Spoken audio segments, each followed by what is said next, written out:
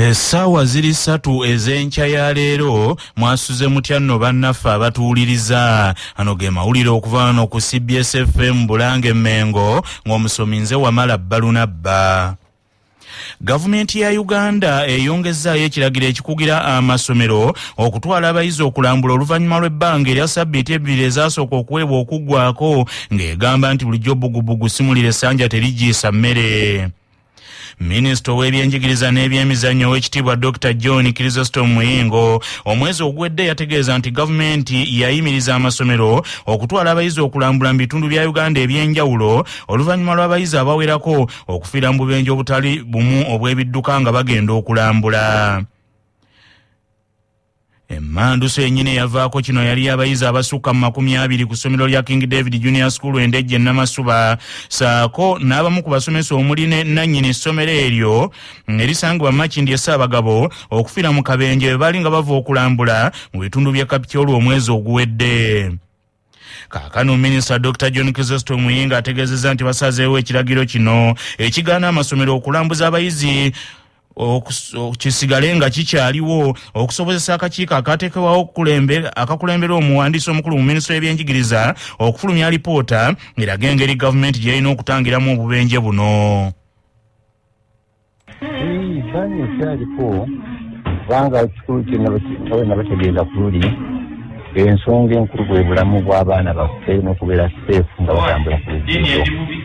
Kati tumala okuba tunafuna akakiiko kanatuwa okulambika obulungi nti tukole tuti tutukola olubbaani ng'eva egibwawo. Naye njagala ekintu kino tukitegeere twaga school education tours ne trips. Twogera nga bagenda kuziika bagenda ku mbaga naye tugamba education trips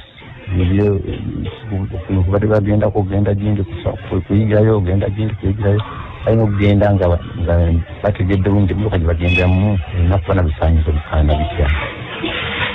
Ganyigenye zitidde abaana baffe twagala tunazitereeza amateeka tugenda okujja nago ekibuse guidelines empya kati mbere bakukasa tunaatera okusumulula kiiko twateekawo akakiiko okaba nkekinyenya engeri abaana gye batambuzibwamu okuva ku ssomero okudda ku kitundu ekirala nekigendera kwe kwewala abaana baffe okufiira mu accidents ezibadde zisusse. Owekitiibwa Dr. John Chrysostom Muyingo mu ngeri yemu asabye abakulira amatendekero aga waggulu agatandise olusoma lwago olwaleero okuteekesera ku nnambika empya eyaleetebwa minisitule y'ebyenjigiriza ey'ensomesa egoberera ebikolebwa mu bulamu obwa bulijjo eya competence based curriculum okusinga okusomesa abayizi ebintu eby'okukwata obukwasi obukusu. Owekitiibwa Dr. Jesse Muyingo asabye abayizi abatandise olusoma lwabwe olwa semester eno olwaleero luno beewala okwenyigira mu bintu ebimenya amateeka gamba nga okunywa omwenge n'okozesa ebitamiiza ebirala eby'enjawulo. Sooka mbakuyisa oluwummula mwebale kuyamba ku bakadde bammwe ekyokulinda balamba jjukire nga mugenda abazadde batadde mu ssente nnyingi n'ebiseera bingi mugende musome baki ekibatusse mweyongere okukulaakulana n'ensi yaffe eyagaliremu. Abanywa omwenge bannange omwenge gukaageeza n'ebizibu bingi mugende musome mubeere balamu.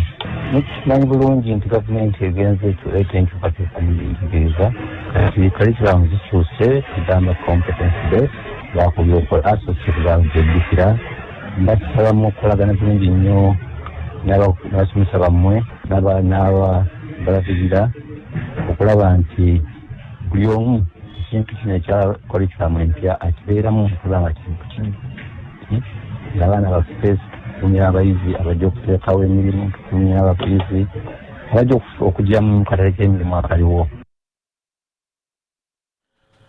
Akakiiko akavunaanyizibwa ku by'okulonda katandise ku nteekateeka ey'okulonda omubaka paliyamenti owa Jumani West agenda okudda mu bigere by'omugenzi General Moses Ali yafa omwezi oguwedde embeera n'efuuka ezivaamu omukulu zangaala. General Moses Ali era omubaka Parliament owa Jumani West ngono yafiira mu ddwaliro e Nakasero oluvannyuma lw'okulwalira akabanga. Sekamwa w'akakiiko akavunaanyizibwa ku by'okulonda Julius Muchunguzi agambye nti kalaani wa Parliament yabawandiikidde nga abategeeza mu butongole nti ekifo kino eky'omubaka Parliament wa Adjumani West kikalu tekiriimu muntu ng'ate amateeka bwe gatyo bwe galambika, era abakulu mu kakiiko kano olwaleero bategese ensisinkano ey'enjawulo n'abakulembeze ba Adjumani okulaba enteekateeka y'okulonda omubaka omulala ow'ekitundu eky'engeri gy'eneebeeramu. Julius Muchunguzi asabye bonna abakwatibwako okwetaba mu nsisinkano eno bakkanyize wamu ku pulogulaamu nga bw'eneetambula okwewala embeera ey'ebibuuka tebiragaanye bikubagana empawa. Akakiiko k'ebyokulonda bakanga kamaze okufuna okutegeezebwa okwo mu butongole mu buwandiike kalina okuba nga kamaze okutegeka okuddamu okulonda by election mu nnaku ezitasuuka 6. Era bwe twogerera Clerk wa Parliament yamaze dda okutegeeza akakiiko k'ebyokulonda mu buwandiike nti ekifo kya Adjumani West tekirina mubaka akikiikirira mu Parliament.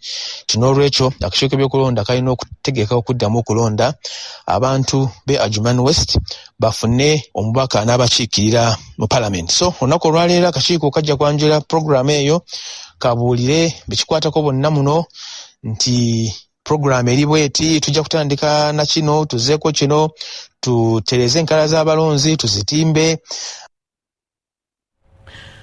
Mu kisanja kino kuno kwe kulonda okw'omulundi ogwokubiri ogw'okujjuza ekifo ky'omubaka Parliament okuddamu okutegekebwa mu Parliament ye12 nga akakiiko k'ebyokulondera kategeka okulondesa okwaleeta Aidan Nabayiga ng'omubaka Parliament omukyalo ow'ekalangala ng'adda mu bigere bya Helen n'ava Nakimuli naye yava mu bulamu bw'ensi eno nga yakamala okulondebwa. Ekibinja ky'abatuuze okuva ku kyalo Lumuli mu muluka gw'ekitende mu tawuni kansa y'e Kajjansi kikedde kugumba ku yafeesi ey'omubaka Pulezidenti atuula e Kajjansi Patrick Mubiru okwekubira enduulu olw'obutafuna bye bagamba nti bye bituufu mu byava mu kaluko bwa nnyini entebe bw'ekyalo kyabwe. Omusasi waffe Kakooza George William Kabikuwe. Ekibinja ky'abannalumuli bano nga kikulembeddwamu abadde ssentebe w'ekyalo kino Sally Godfrey Kiggundu kigamba nti ku lunaku olw'okulonda bassentebe b'ebyalo ng'ennaku z'omwezi 28 omwezi oguwedde kyakakasibwa nti abalonzi 350 be basimba ku mugongo gwa Sally Godfrey Kiggundu kyokka akuliramu ebyokulonda ng'akolera ku biragiro bya kansala Nantongo Masitula yalangirira Tushabiri Hamwe Edison eyali owa NRM n'obululu 5 ng'okuva olwo n'okutuuka olwaleero abatuuze bano bazze beekubira enduulu okuva mu kakiiko ak'ebyokulonda n'abakulembeze naye nga tebaddibwamu ekibawaliriza okutambuza ebigere okuva ku kyalo kyabwe eky'Erumuli ekiri Kinyana Mpindi ne woofiisi y'omubaka wa Pulezidenti atuula e Kajjansi Patrick Mubiru okwekubira omulango ogw'obuntu bafune okuddibwamu. Ffe ng'abatuuze b'omu Lumuli twekolamu omulimu nga tuwakanya ebyatukolebwako n'effujjo lyonna eryatukolebwako ne tuvaayo n'okwemulugunya kwaffe oba giyite petition ne tugiwandiika n'emikono egisukka mu 3 nga zigiwerekera nga tugeza okwekubira omulanga. Tusaba bannange mwenna bekikwatako mutudduukirire ekyalo kyaffe kyekyalo ekyasinze okuba peaceful. Abatuuze bano bagamba nti ekyaliwo ku olwo kyabennyamiza nnyo kwe kuwanjagira ab'obuyinza bonna abasobola okudduukirira eddembe ly'abatuuze lye baakozesa ku olwo bafune obwenkanya ku kyalo kyabwe. Kano ke kaluke nasooka okulaba nga omuntu alondesa ebiragiro abifuna okuva eri wabweru n'asoma amannya agatali mu register. Tusaba buyambi kyonna ekisoboka akaluko mu Lumuli ne bwe bagamba kukaddamu. Wetujjidde ku mpewo nga bano balindiridde omubaka wa Pulezidenti atuuke bamwanjulire ensonga zaabwe oba oliawo mu banaafuna obwenkanya. Ku CBS FM ey'obujjajja nze George William Kakooza Entebbe.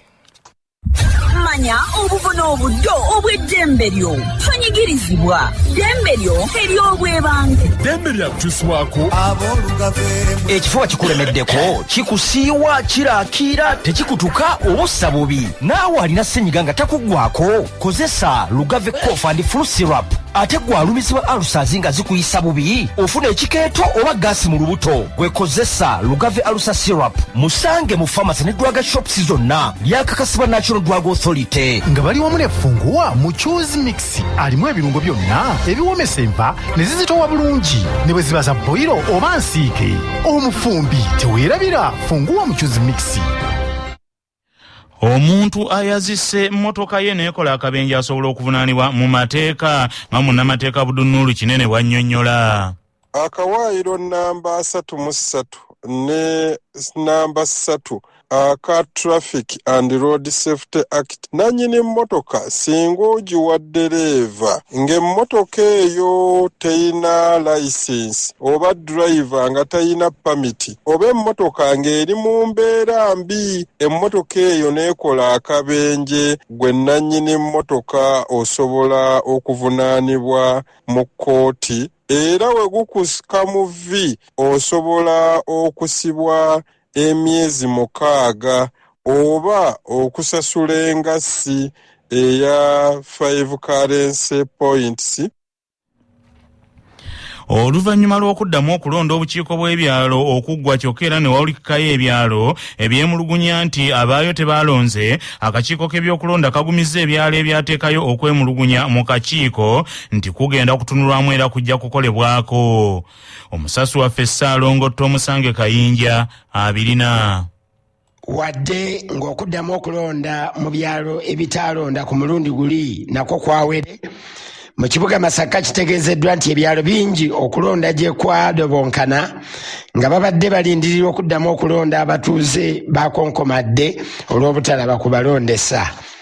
Mu kiseera kino ebyalo bingi mu kibuga Masaka kitegeezeddwa nti tebirina bukiiko bwerosi oluvannyuma lw'emivuyo egyali mu kulonda, awamu nga tebaalangirira bivuddemu, awalala abaalangirirwa ate si be baawangula, ng'ebyalo okuli Kirowooza, Gayaza Fuuwe, Bisanje, Bulando n'ebirala tebirina basentebe n'obukiiko, era mu kuddamu okulonda bakonkomadde nga balowooza nti bagenda kulonda tebaalabye ku balondesa.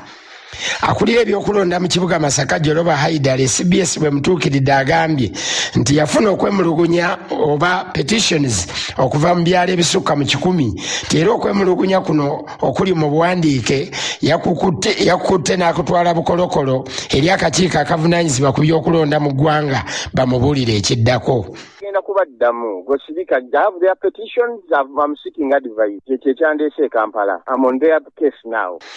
CBS bweyogeddeko n'omwogezi w'akakiiko k'ebyokulonda Julius agambye nti okulonda okwaddiddwamu kweko abakozi b'akakiiko k'ebyokulonda kwe baaloopa nti tekwaliyo olw'ebizibu nga byava ku kakiiko kennyini, kyokka n'agumya ebyalo ebyaweereza okwemulugunya kwabyo mu kakiiko nti akakiiko kali mu kutunula mu kwemulugunya kwabwe era essaawa yonna bajja kutegeezebwa ekiddako oba baddamu okulonda.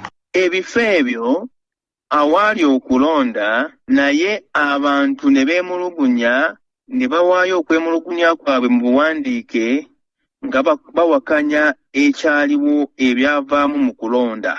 Abo kitegeeza nti baateekayo petitions. Kati banga babaayo emisango balina okulinda akakiiko k'ebyokulonda kasooke kawulirize emisango egyo, kaweeyo ensala yaako kalyoke kababuulire kiki ekiddako. Ssaalongo Tomusange Kayinja ku lwa CBS ndi mu kibuga kya Ssaabasajja Masaka City. Obulambwe bugagga wano ku CBS FM. Dr. Alex Kizita annyonnyola nti ekikeeto singa omuntu akigayaalirira kisobola n'okuvaamu kkookolo. Obulwadde bw'ekikeeto abantu abasinga babulina, abasinga tubufuna bukulu, abamu bazaalibwa nga oluggi oluggalawo olupiira olutwala emmere mu lubuto lwo lwe tuyita esophagus, oluggi oluggalawo lunafu nga byolya bisobola okudda ne biddawo ne byagala okutuuka mu kamwako, oluusi no bituuka nawo naye okudda kwabyo kuba kwokya nga kwa bulumi olw'okubanga bibaamu asidi wa butonda ayambako okuttabuuka mu mmere gy'oba olidde, gye tuyita hydrochloric acid. Kati buli bw'oba ng'ofuna ekikeeto eky'omudiringanwa n'otakifaako, ekiseera kijja kutuuka nga asidi oyo ayokyezza olupiira oba tuyita esophagus. Olupiira olutuusa emmere ogijja mu kamwako gituusa mu lubuto, gyemenyebwamenyebwa nevaamu emigaso egy'enjawulo egikuyambako. Kakati singa olupiira olwo balwokya nnyo luyina entondo, olubi olubikka munda luyina entondo, singa lwokyebwa nnyo okumala ebbanga asidi oyo ekikeeto kidda, ebiseera ebisinga entondo z'obutaffaali obulubikka munda omwo lusobola okukuviiramu kansa. mu katundu kaffe nze nga bwe ndaba tukuleetera abantu abagundiivu nga baddamu ebibuuzo ku nsonga ezisiiwa bannayuganda. Ekitongole ekirondoola n'okulungamya amayengo g'ebyempuliziganya ki Uganda Communications Commission emabegako kyalabula kampuni ezigaba intaneti ey'ekikungo eya Jalibu nti zikola mu bumenyi bw'amateeka ate nga bulijjo n'asirika amanya ekikere bakibikira kwa musana ne kyanyaga ku nkuba. Kampuni zino zagenda ziteeka obuuma bulawuta mu bibuga ebyenjawulo nga bugaba amayinga aga intaneti ku layisi ddala bannansi ne bajaganya nga kimezezza okwenjala nti bwe siikoze waakiri nnaawuuta. Wabula mu katundu kaffe kanaka nze nga bwe ndaba tukuleetedde George William Nyombi Tembo akulira ekitongole ekya UCC nga yanukula ebibuuzo ebibuuziddwa Joseph Lukyamuzi ku nsonga zino wamu n'engeri ekitongole eky'ebyamawulire ekya National Media Group gye kyakkiriziddwamu okuddamu okukola oluvannyuma lw'omwezi gumu nga kiggaddwawo.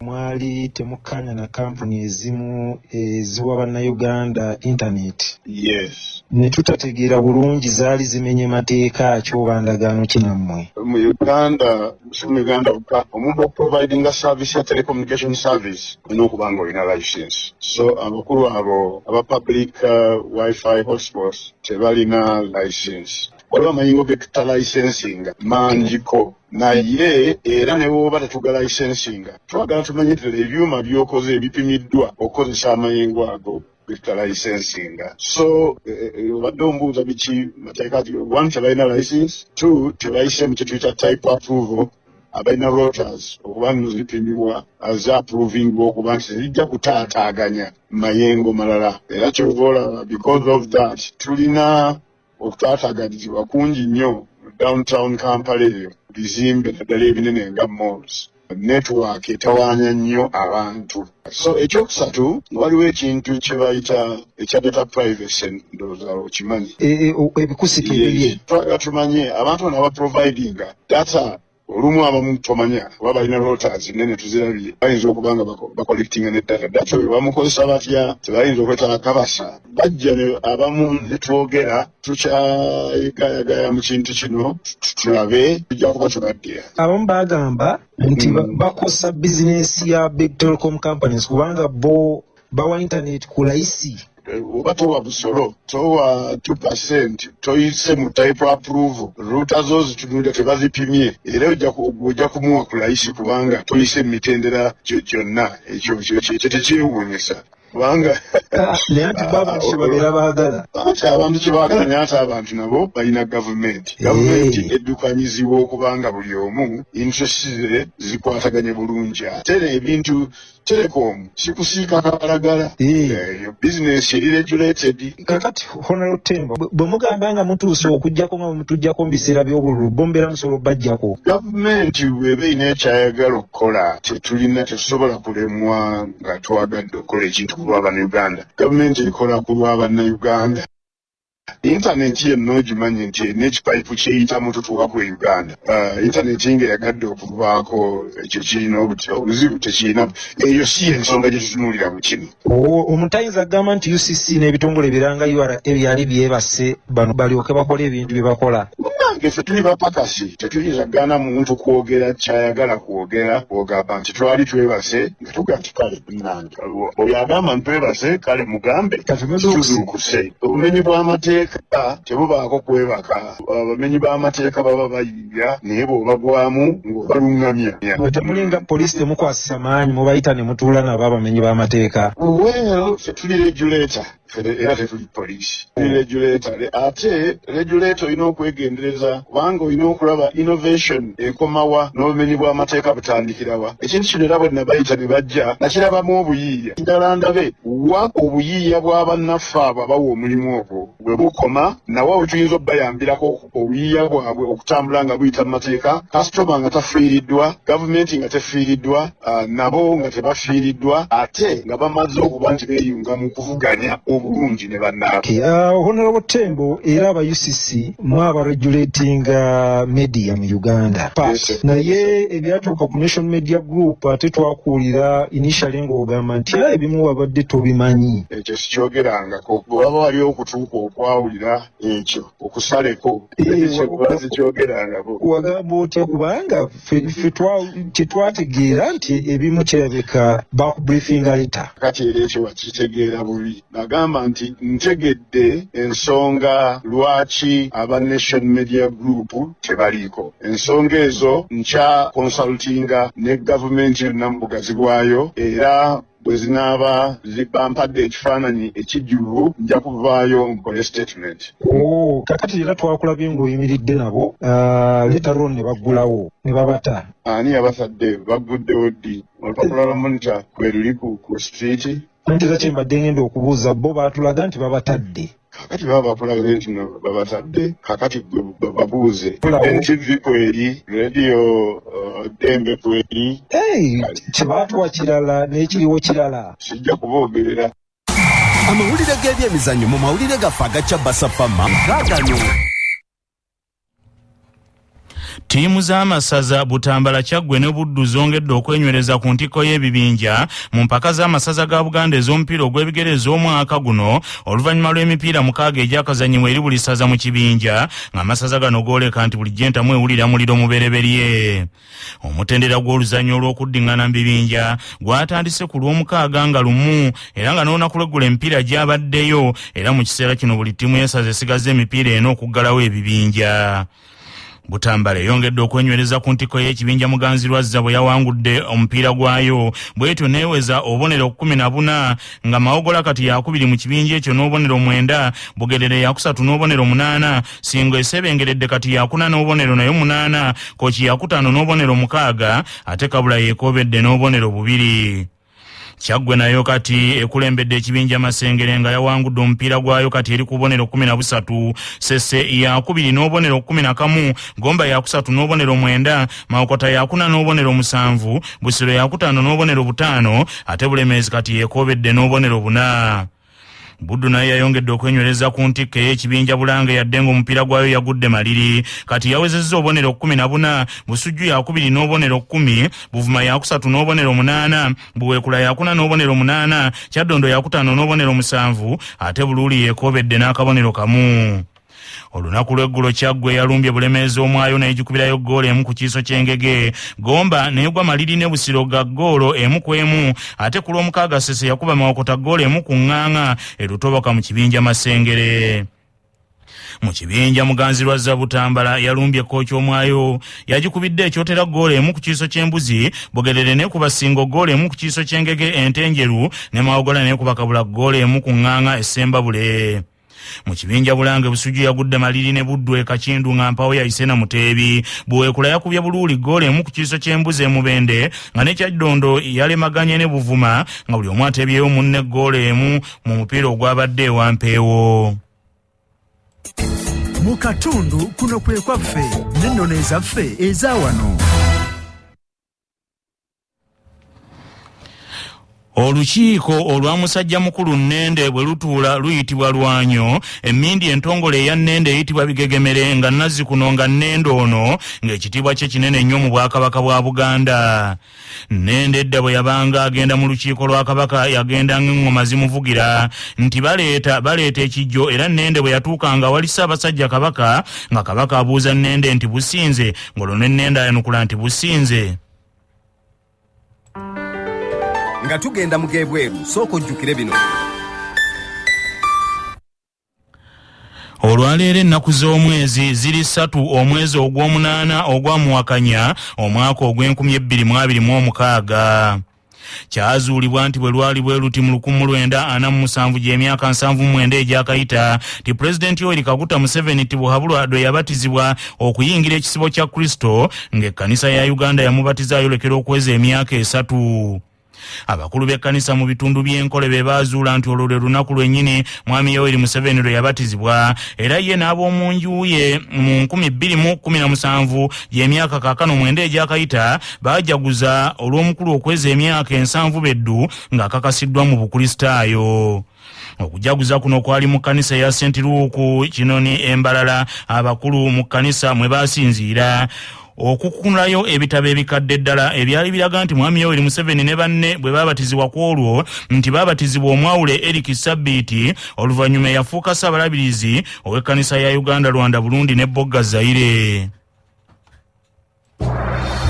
Amawulire okuva ebweru w'eggwanga gakutuusibwako Mchad Industries abakukolera Mchad Kisubiti, amajani kawoomera, Mchad Muchuzi Mix, akanzaali akazito yenva ne Mchad Mineral Water, amazzi amawoomu agawonya ennyonta. Obunkenke bw'amaanyi ku muliraane Kenya nga yali President Kamau Wangengi wa Muyigai Uhuru Kenyatta alisensinkana ey'abamu ku bannabyabufuzi ku ludda oluvuganya gavumenti eya President William Ruto okubaako bye bagaayagaayamu ate nga bulijja kukyayibwa awerekera kubanja teweebaka. Ensisinkano eno ey'olwaleero esuubirwa okwetabwamu bannamukago ogwazimyo la umoja ogutaba bannabyabufuzi ab'enjawulo ku ludda oluvuganya gavumenti ya Kenya mu bibiina byabwe, ng'omukago guno gwakulemberwanga Nguli Babati nga agwambo Raila Amolo Odinga. Bannamukago gwazimyo la umoja bakwogera ku nsonga eziwerako, wabula ensonda ezitabuubuuka na bigambo zitegeezezza nti akasattiro k'amaanyi mu b'oludda lwa gavumenti ya President Kipchirchiri Samuel Arap William Ruto nga bakinoganya nti bulijjo togayanga kigalamidde emmanvu ettembaala. Wabula Kabwejjungera w'ekibiina ekya Wiper Kalonzo Musyoka ategeezezza nti ensisinkano eno eyali President Uhuru Kenyatta tagiyise kuteekateeka kusindiikiriza gavumenti ya Ruto nga bo ab'oludda oluvuganya bennyini gavumenti eno be bajja okugyesuulira. Agavudde mu kunoonyereza wano ku Kyabasafama gaagano. Mu mawulire ag'ebyobulamu, abantu abalemedde ku kunywa omwenge omungi buli lunaku obudde bubakeeredde, bannassaayansi bazudde obukakafu obujja ku bulabe obw'omwenge eri omwana w'omuntu ng'omwenge omungi guleeta kkookolo, gulwaza obwongo n'okutta abantu nga tebannatuuka kufa. Abayivu abasomanga n'abaana abatayagalanga kunaaba olwo abasomesa abakambwe ne babanaalizanga ku paleedi. Okunoonyereza kuno okujja bakukoledde ku National Cancer Institute mu America ne balondoola abantu 889,902. Bakalimagezi bagamba nti abantu abanywa omwenge buli lunaku ate nga bagunywa mu bungi, obwangu bwabwe okufuna obulwadde bwa kookolo bulinnya n'ebitundu 9 ku 100, naddala kookolo ow'ekyenda yadde nga waliwo n'ensonga endala ezimuleeta ng'oggyeko omwenge.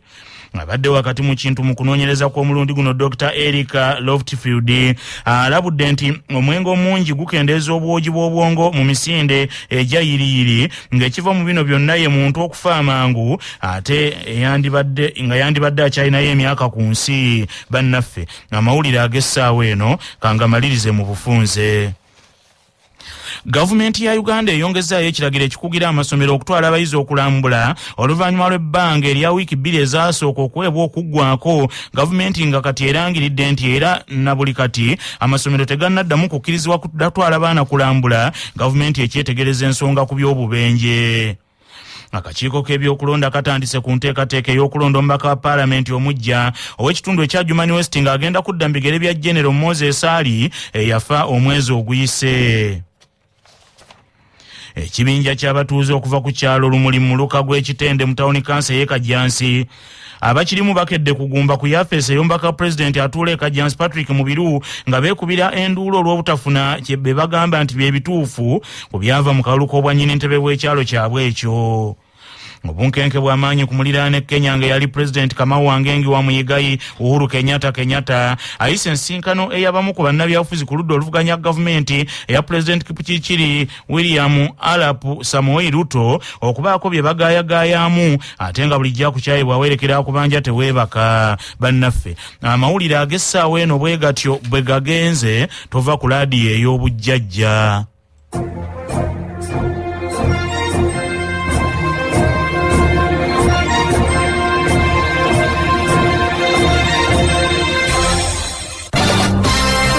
Ago ge gabadde amawulire go ag'essaawa eno wano ku Kyabasafama. Tukwebaza okugawulirizanga.